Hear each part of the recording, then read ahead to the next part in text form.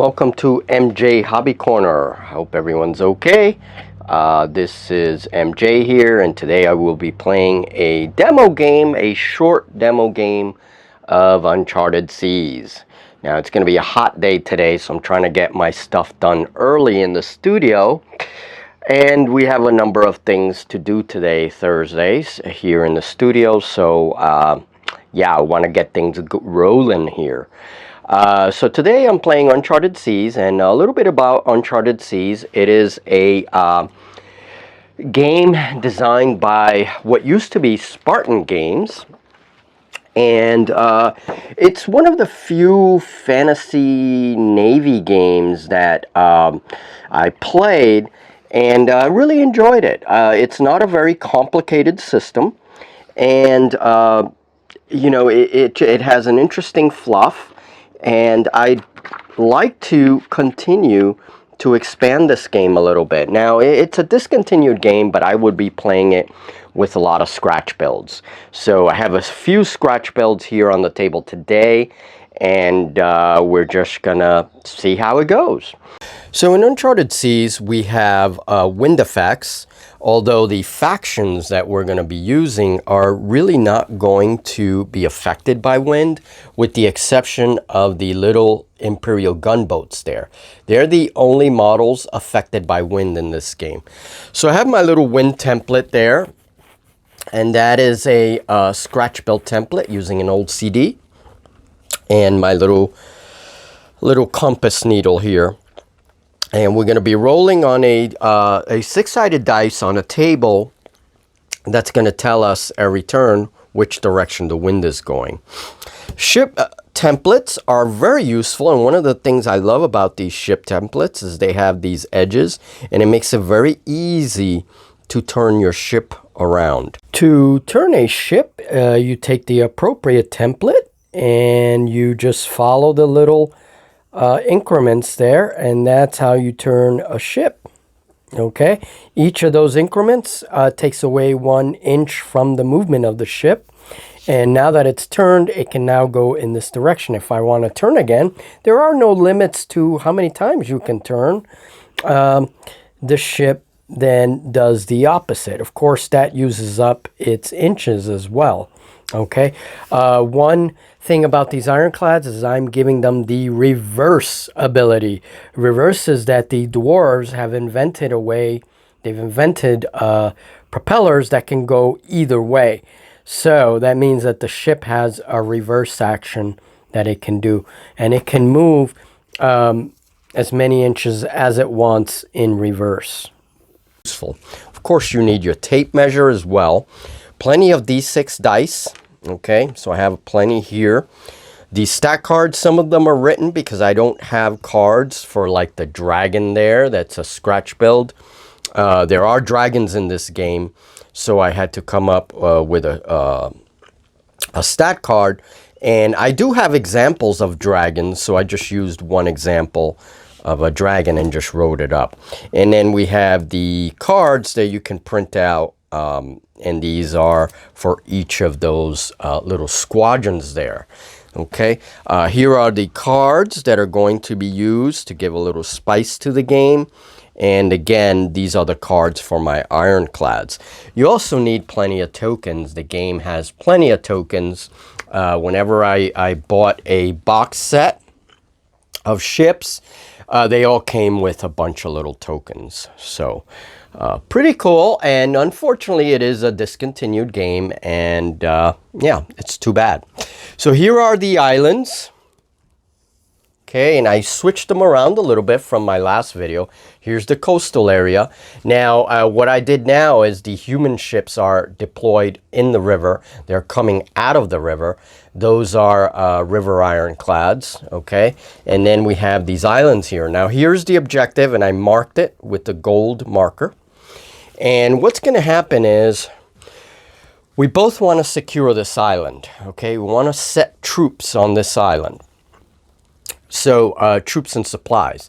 And this island is going to become a little forward base to protect the coastline there. We especially, the Imperial humans, want to protect that river outlet there. We don't want ships to be able to penetrate there. Now, there is a war going on further inland, and of course that river is a major source of supply. So we want to keep that river in our hands.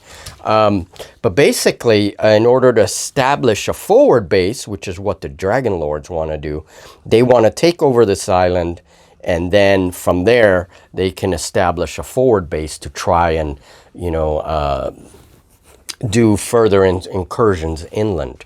Now, eventually I will have troop ships, but we're going to say each of these ships will carry supplies and troops. And basically a ship has to touch the, and I'm going to move this a little bit. There we go. So there's a deep end here to the island. So the bigger ships can unload supply markers and troop markers here, whereas the shallow ships can go right. The smaller vessels, the frigates, can go right through the shallow portion and land them here. The idea is you can land 2 tokens per turn, and the player that lands the most tokens on the island is the player that wins. Okay, so, and while ships are unloading, they can still fire and do magic and all that. So that's it. We got to conquer that island, and that's going to be determined by how many troop markers we can land there. So I'm going to get my markers ready. The navies are, we have the Dragon Lords on this side. These are cruisers, Dragon Lord cruisers. They were arranged in a squadron of 2. That's squadron 1. And then the frigates, which are also arranged in a squadron of 2. And that's the second squadron. And then we have this massive dragon with them, and they're bringing him as heavy support, okay? On the Imperial side, we have 2 sailing gunboats. We have a river ironclad with the turret, and we have a heavy river ironclad with 3 turrets. Now, these ships are considered cruisers. Both those ships are considered cruisers, and this one is considered frigates, okay? So that's important because the ship classes just help to identify what the ships can do. So cruisers and frigates, same thing on this side, and then of course they have a beastie. And there are a lot of monsters in this game. You also have submarines, and you have undead, you have, well, typical fantasy stuff. So a lot of scratch building opportunities for the future. All right, let's get this game going and see how it works. All right, so first things first is the card phase. And I already separated the little card here that tells me what all the symbols mean. Cards can be played during certain times, like when you activate a squadron. They represent the magic that's, you know, on the ship, the magic user that's on the ship. And they give you spells, but they also give you events and things that could happen. So for every ship squadron that you have, and each of us have 3, for every ship squadron, you pull out 1 card. That means that if you lose squadrons, you also lose cards. Okay, so we each have 3 cards, and I already pulled them out.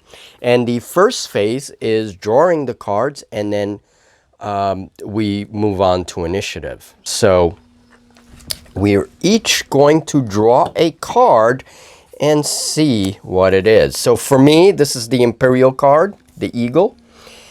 And it says, built to last. Play before the attacker rolls any attack dice. If a critical rating of your model is matched or exceeded, instead of rolling for damage on the critical hit table, the model will simply take 2 points of hull damage. So this avoids critical damage. So that's a good card. And we see the little R that's highlighted there. Everything else is shaded, but the R is highlighted. So R, it says, play in reaction to an opposing model's activation or card. That's what R means, okay? So, all right, that's not a bad card. So I'm going to keep this card aside here. And now let's do one for the AI. And AI will always play a card if they can. Wings of a Dragon may add +2 inches of speed to the base movement allowance of every model in a squadron. Holy crap. Okay, so that is an S Play when a squadron is activated. Okay, so that's what that means. All right. Interesting.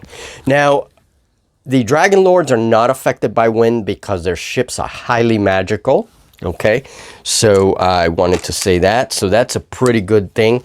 And then the dragon himself is not affected by wind because he's a powerful flyer.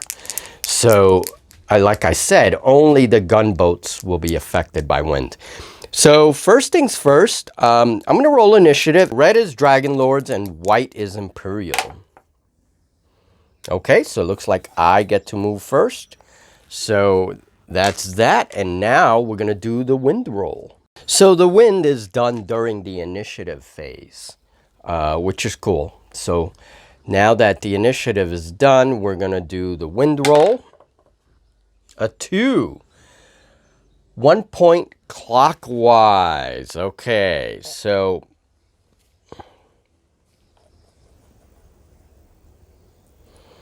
there's the wind. So the wind is going this way, which if we take our little wind template, and I'll try to match it as best I can, the direction is favoring the ships. Okay, it's in the rear. So the house rule that I do is when the wind is in the rear, you get plus 2 inches of movement for any sailing vessel. When the wind is opposing you, of course, you only get half movement, okay? So let's start moving these ships since the wind has favored them. Okay, so it is now the Dragon Lord's turn.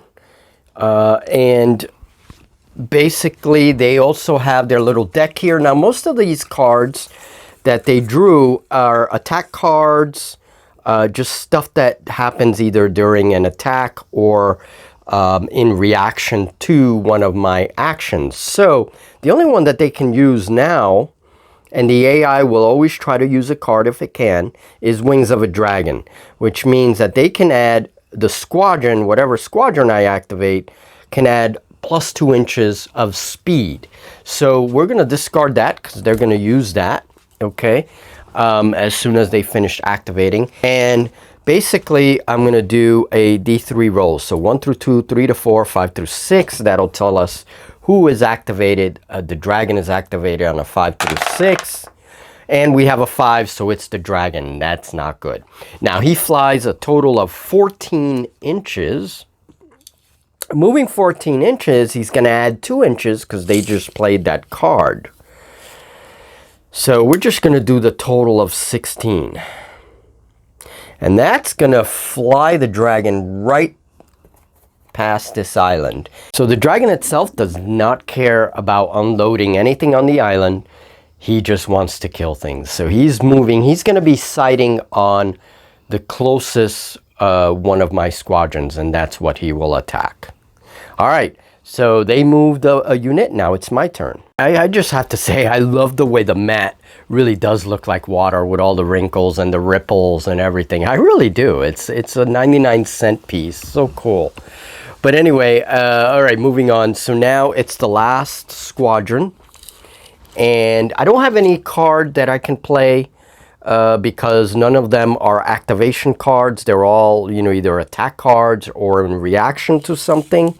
So we're just going to move him, and he moves 6 inches. He's a little slower because he is a heavy ironclad, but let me make sure of that. Okay, and 6 inches, so he's going to move straight right to the bow. From bow to bow, that's how I'm moving them. And activate him. Okay, so he moved his 6 inches. It's going to take him a while to steam out of that river and into the main combat zone. So those ships are carrying supplies as well. They're each carrying 4 tokens. So, okay, let's go. By the way, when you draw your cards, you draw your deck of 3. The next turn is when I get to draw another card. You can have a total of 5 cards, but since you're always going by the number of squadrons that you have, in my case, the limit is 3. Okay, so now let's put the stats away for that and move another ship. So he already moved the dragon. So let's do 1 through 3, 4 to 6. So 1 through 3, the cruiser squadron activates. And these cruisers, see, move a total of 9 inches. Wow, they're fast. I do like that about this game. It's cool that ships are pretty fast. All right, and then move the other ship, and they need to stay together. And that is that. And now I moved all my ships already, so the Dragon Lords are just going to finish up this turn and move their frigates. And frigates have a movement of 12 inches. And again, they want to be able to get to that island quickly. So use my template here and just turn them a little bit. So 1 inch, 2 inches. All right, so they have 10 inches left.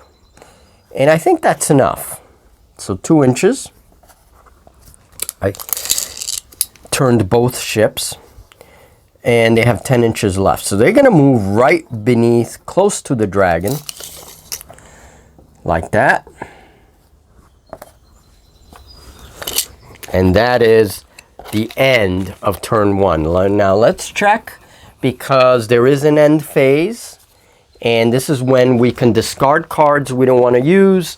And also, I believe you can draw a card. Let's check the end phase a minute. But turn 1 is now over, and ships are moving into position. Okay, so during the end phase, we can draw a card. We can replace cards, everything else. We can discard any cards we don't want that we may think, we can't use. If the card library runs out for whatever reason, you just reshuffle all the cards that you've discarded.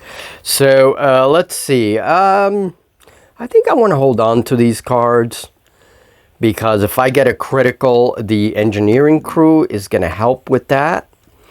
It can fix all the critical damage listed down here. So I think I want to keep that.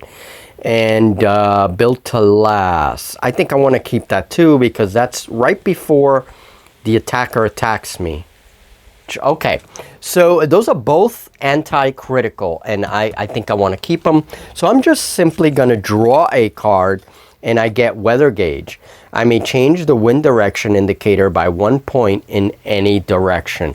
You know what? I may want to keep this. Play at the beginning of a turn, but before you roll for initiative. So I kind of have to plan it out. This card is good for my gunboats because they utilize the wind.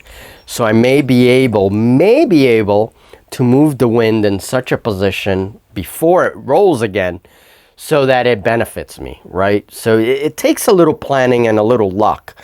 We'll see. I'm going to try to keep it. All right. So that's for me. And the enemy, tougher than it looks. Okay, so that is an R card. So this is a reaction card. So we're going to hold that on for them. So initiative, red dice again is Dragon Lords. Let us see what we get. And the Imperial take the initiative again. All right, so let's roll for the wind now, since I'm not playing a card. And I rolled a 4. And the 4 is 1 point anti-clockwise. So now the wind shifts again.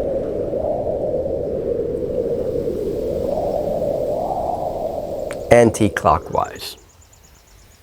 All right. Okay. And there we go. So now the wind is due north. So there it is. Okay, so I'm going to take my little template and just to be sure, I want to check.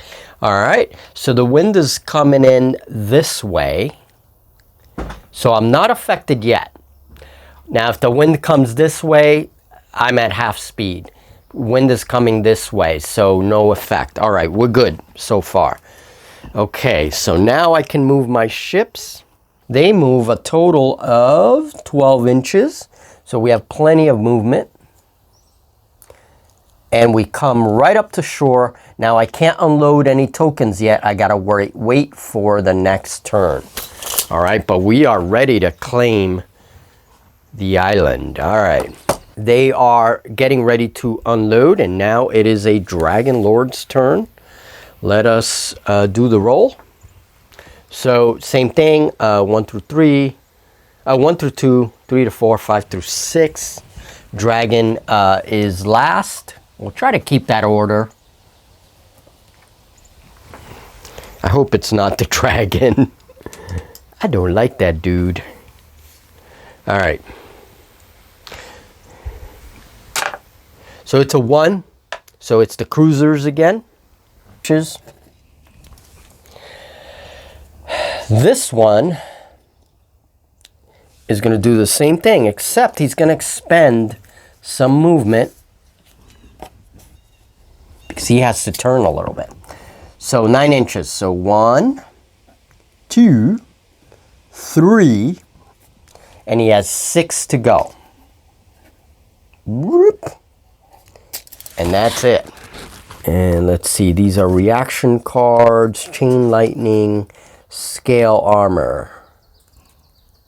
Okay, and these are all attack cards. So yeah, they didn't have a card to play anyway. So we're gonna mark them. Oh, they're already marked. That's good. Okay, and now one of mine get to move. So let's get these ironclads rolling. All right, so let's see if I do this a little smoother. And I'm going to start speeding up the turns by doing summaries. I'm going to move him. Try to get him to turn a little bit. So that's 1 inch. 2 inches.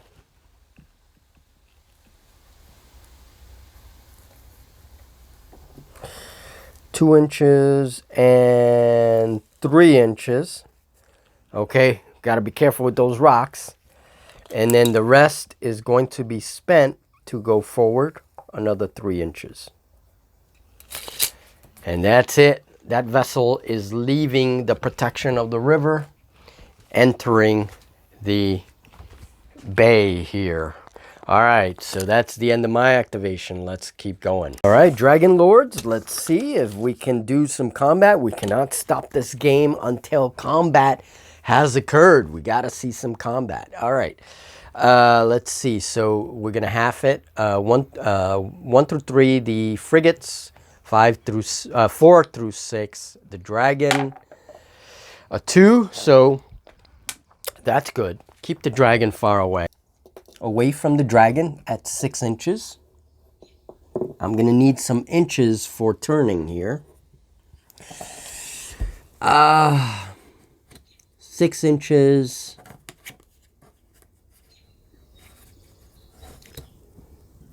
7 inches. 8 inches. 9 inches. All right, so that puts me there. And 9 inches.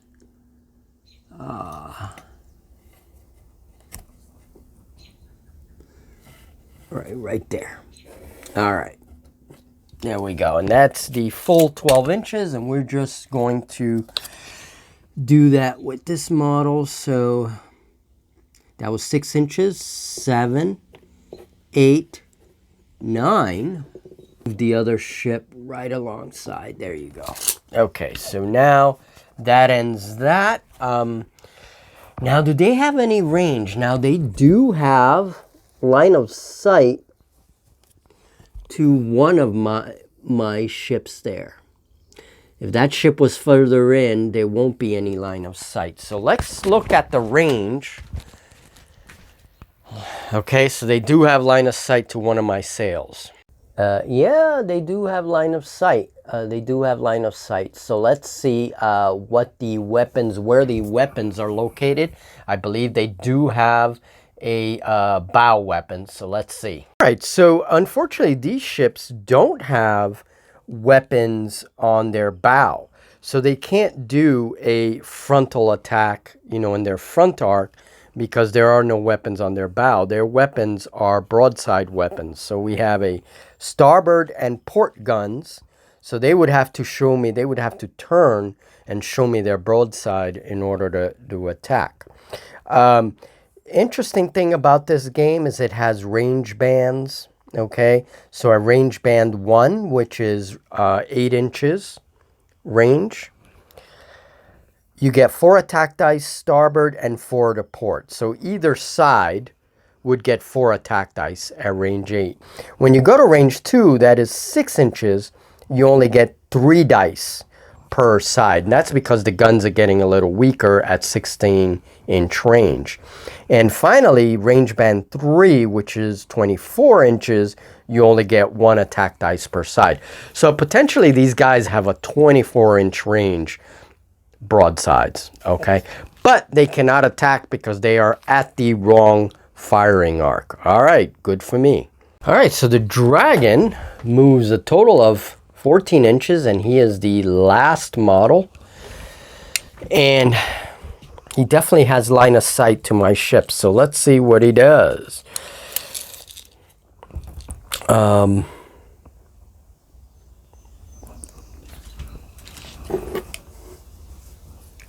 Now, I usually do the house rule that flying models like this don't need a template, okay, because they can turn on a dime. So we're just going to turn them, and that was 7 inches. So he goes in 7 inches, and now he is in range to do one of his attacks. He basically works the way all other models work. He has all the same stats. So his range for range band 1, which is 8 inches, is 5 attack dice. And he's definitely within range band 1.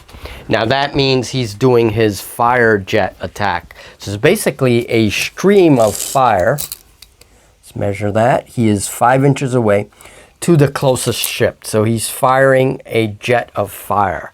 Okay, some combat. Let's do it. So there is this thing called defensive fire. And defensive fire would trigger now.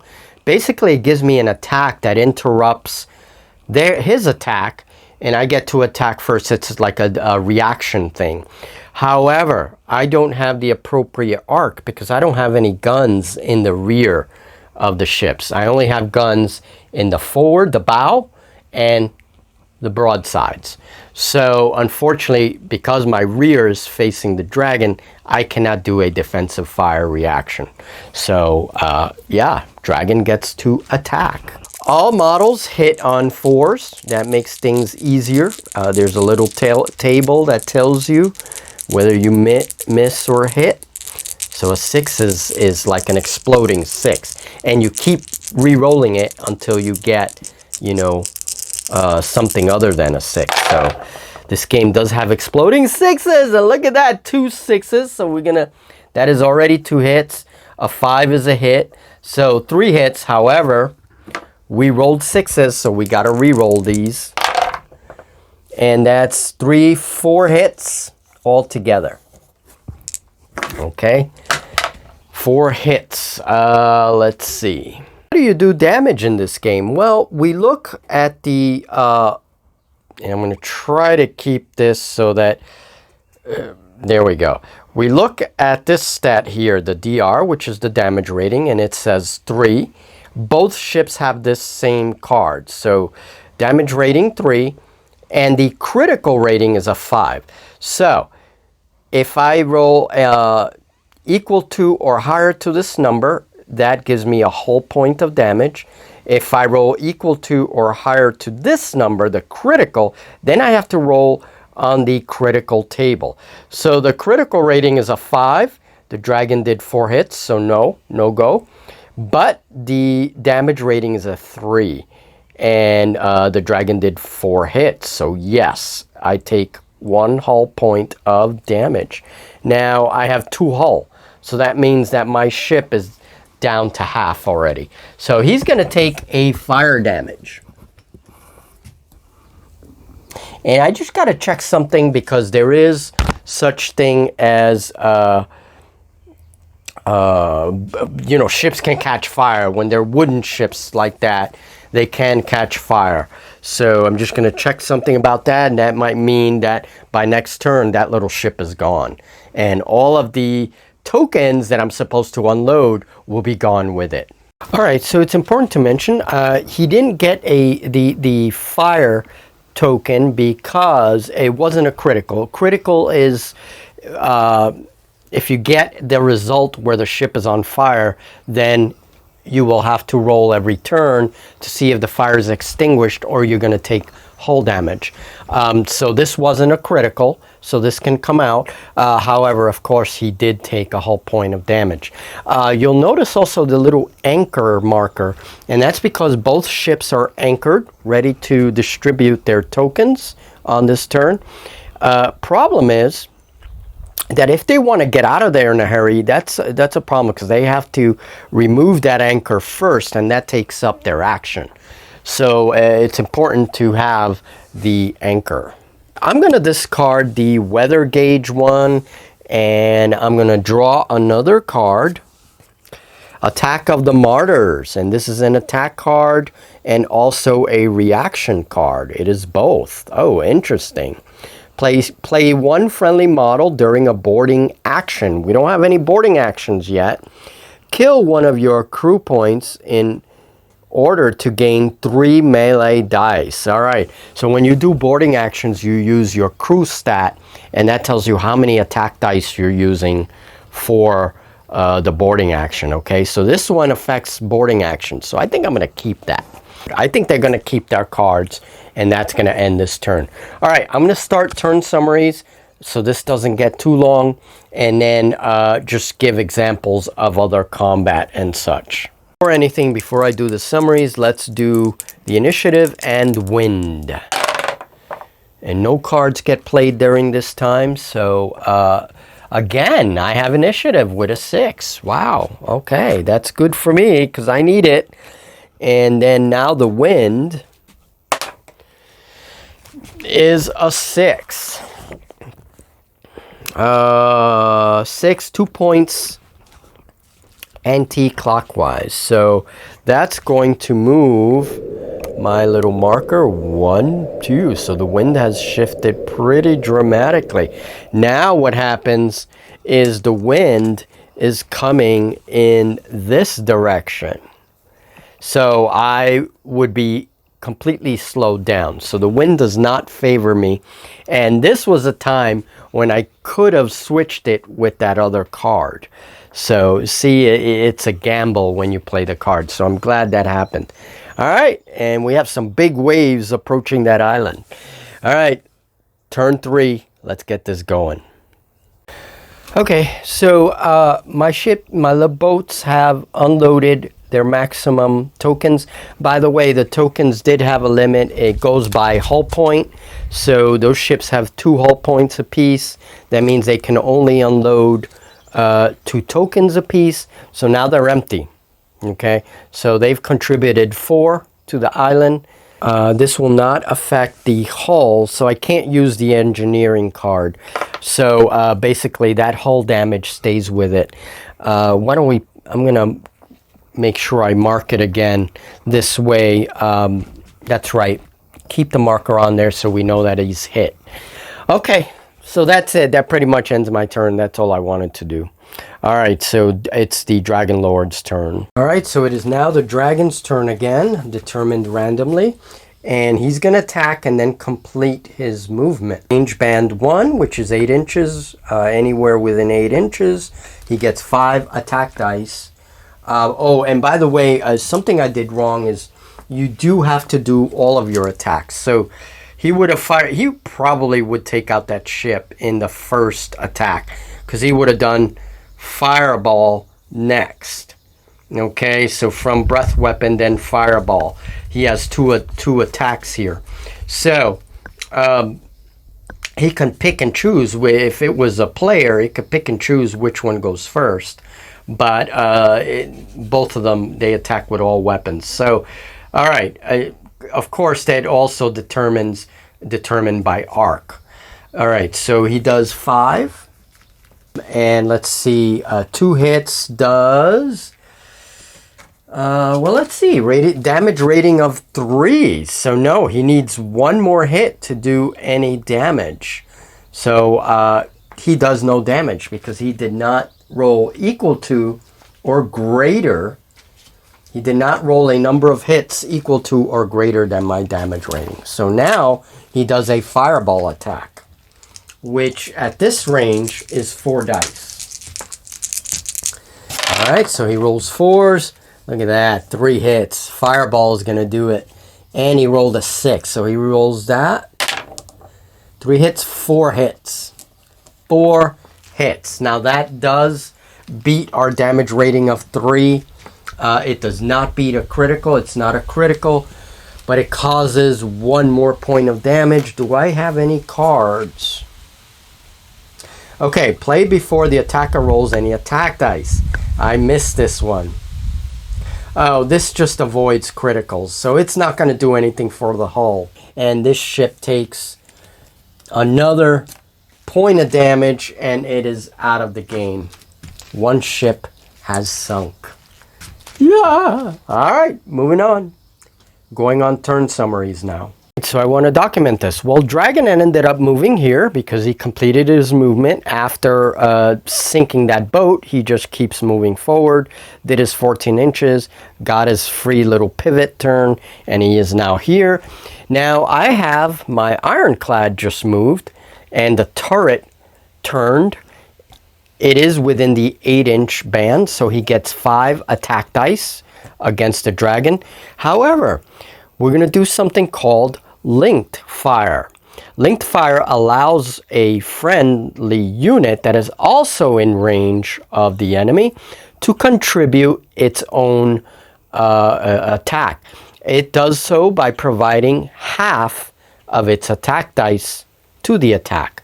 Now, he has a forward mounting gun, so he can attack from the bow, okay, and it is in his front arc. And so now he can contribute 2 dice to the attack. So the cruiser, ironclad cruiser, has 5 dice on the first range band. 5. And the little gunboat is going to contribute 2 dice.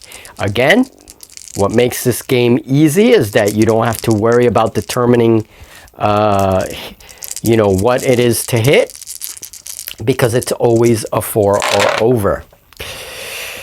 So, not a very good roll. 2 hits, and that is all. Not a good roll at all. So, 2 hits, and basically our Dragon has a damage rating of, let's see if I can find my damage rating, 4. So, I need to do at least 4 hits to do any kind of body damage, all right? And he has 4 hit points, or hull points, that's what they call it, again for simplicity. So I didn't do anything to him. Basically fired his cannonballs, they both fired their cannonballs, and nothing happened, and that's how that works. Alright, well, the enemy ships have positioned themselves for a broadside against my ship there. Now, they already unloaded all their force tokens, so I don't know. Let's see what they do. We're going to do this. And Sunset class frigate at range band 1 have 4 dice. And these are broadsides.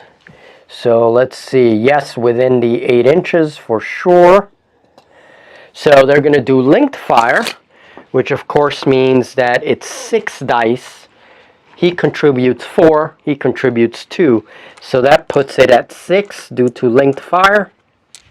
And they have to roll 4s. Oh man, 3 hits. But there is a 6 there, so let's just re-roll. And another a miss. So 3 hits. Alright, well 3... to my ship, my damage rating is 3, so it equaled my damage rating, so he takes a hull point. We're going to put the little fire right there. It hasn't caught fire yet, though. It's not a critical. So, all right. So he takes 1 whole point. He has 1 left. We have to get him out of there. All right. That ends the turn, and we're going on to turn 4. And I might end the game at turn 4. We'll see. To summarize, and this game is nearing completion.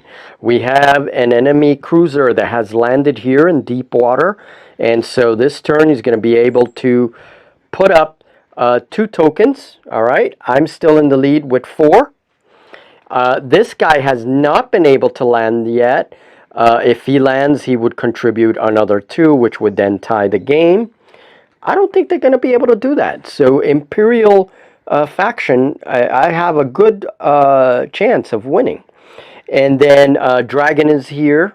I missed him with several shots. This ship has taken damage. He's in shallow water. 1 hull point left. These ships are here getting ready. These guys may be... If I play a turn 5, they may be the ones to win the game. And these ironclads are still trying to steam towards the island, but they're engaged here. So turn 4 is going to be interesting. There's going to be a lot more fighting. So let's do the turn summary, see what happens. I'll just play the game, and if anything interesting happens, I'll turn on the camera. The battle, the real battle has begun. Okay, so before anything, it's my turn. I won initiative. Now the wind has shifted to south. Okay, so if we see that here, it has no effect to move the ship. This ship's going to get moved now because remember I removed the anchor last turn. That takes up a whole movement. Well, now I have a changing wind card again that I drew.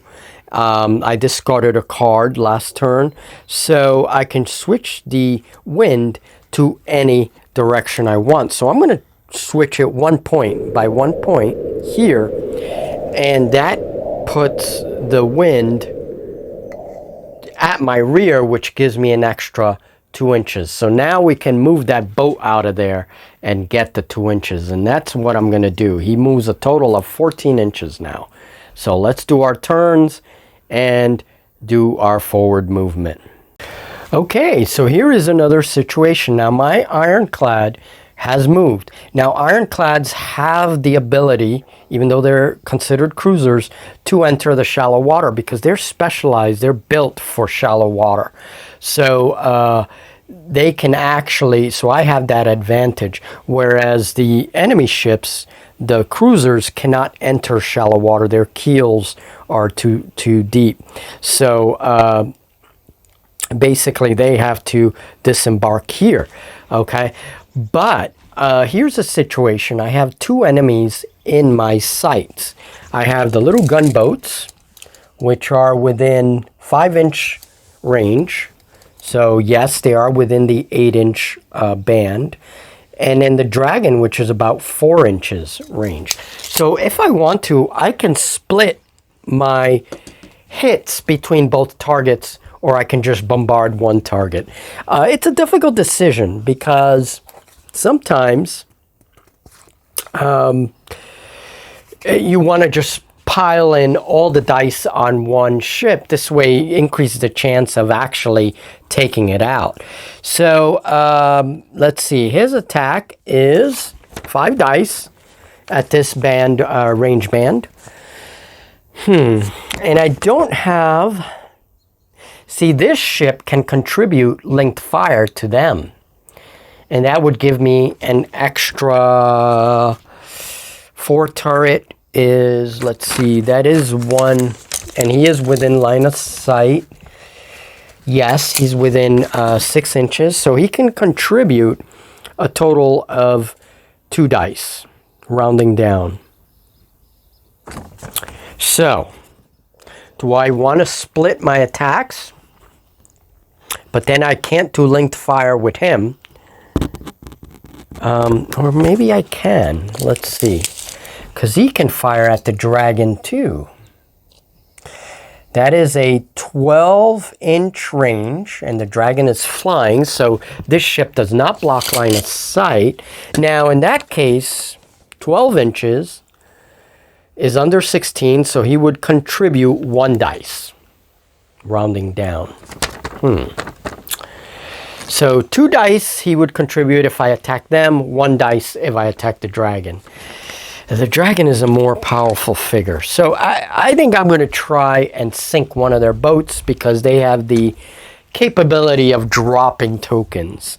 So, all right, let's try that. So I'm going to do linked fire. Both ships are going to fire on this ship here.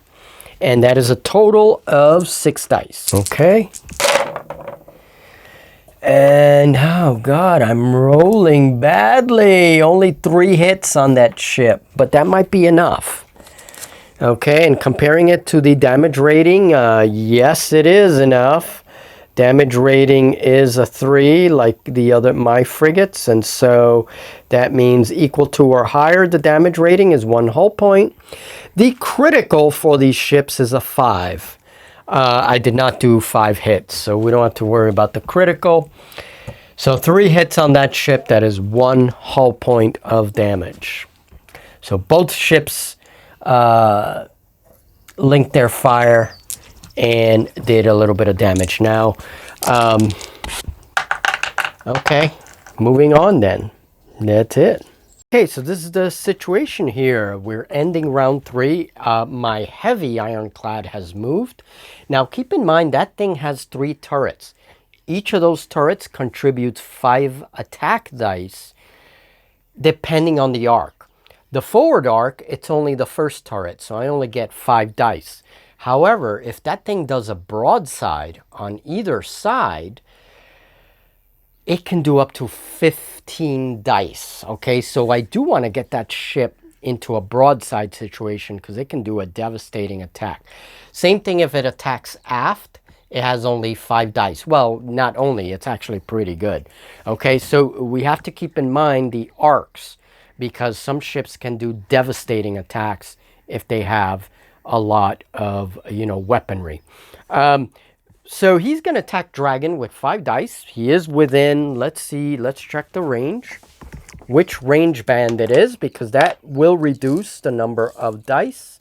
We have to be sure. And he is within 12 inches.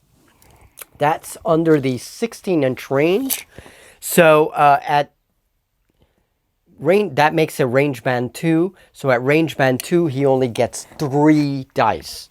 Okay, so the range is, significantly affects your attack dice. So range band 2 to the dragon, 3 dice is all he gets. Now, the dragon lords have a card they can play. This is a reaction card. So play on one of the models after it has been declared a target, but before any attack dice are rolled. That means that the model's damage rating and critical rating are both raised by 2 points. So I don't think I'm going to do much unless I do a lot of hits, unless I roll 6s. His damage rating is a 4, right? No, yes, damage rating 4. So it goes up to a 6. Yikes, I have to do a total of 6 hits. I don't know if I'm going to do this. I got to roll 6s. All right, let's see. Let's see what happens because they played that card. So cards are very important. All right, 1 dice, so that's 2 hits, 3 hits. And let's see, there's potential for 1 more. Oh, I couldn't equal it. If I would have rolled another 6 or a 5, it would have equaled the damage rating and at least done 1 point of damage. No go. Man, that dragon is hard to get. And that's the end of that. And I think I'm going to end the turn. So we're going to, again, we're doing turn summaries, all right? Whenever something interesting happens, then I turn on the camera. Okay, guys, well, I'm really trying to beat the heat in the studio. It's going to be very hot today. And so I've been playing since early morning. Things are definitely getting hot in the studio. And I don't want to turn on the fan just yet. So we're going to end it at 4 turns. Because really, it's going to take at least 6 turns for the Dragon Lords to actually disembark things, right, to tie me. At the beginning of the 5th turn, this guy's going to disembark 2 terrestrial forces. All right, and then this guy's still trying to position himself. So it's going to be a while before they can actually score and time me. So chances are the Imperial Navy is really going to win this battle. But here's what happened. My heavy ironclad moved here 6 inches, positioned itself to screen this ship, okay? Positioned itself to give a very nice broadside. Now, broadsides, whether it's starboard or port, this ship is going to have 15 dice because of the turrets. All right, that's not going to be always the case. Turrets can spin 360 degrees, but of course, like in the front section of the ship, these 2 turrets won't be able to fire really because there's stuff in the way. So you only get 1 turret firing. And the rear, you only get 1 turret firing. But as a broadside or starboard, these turrets can all fire, giving me a nice 15 dice broadside. So what happened is I rolled 10 hits. Look at all those juicy hits. 2 of them were 6s, so I had to re-roll those, okay? And that gave me a total of 10 hits, which is going on that second ship.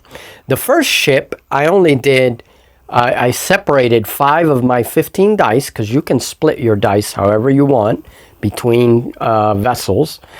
And I only scored 1 hit. So that ship is okay. The second ship took 10 hits.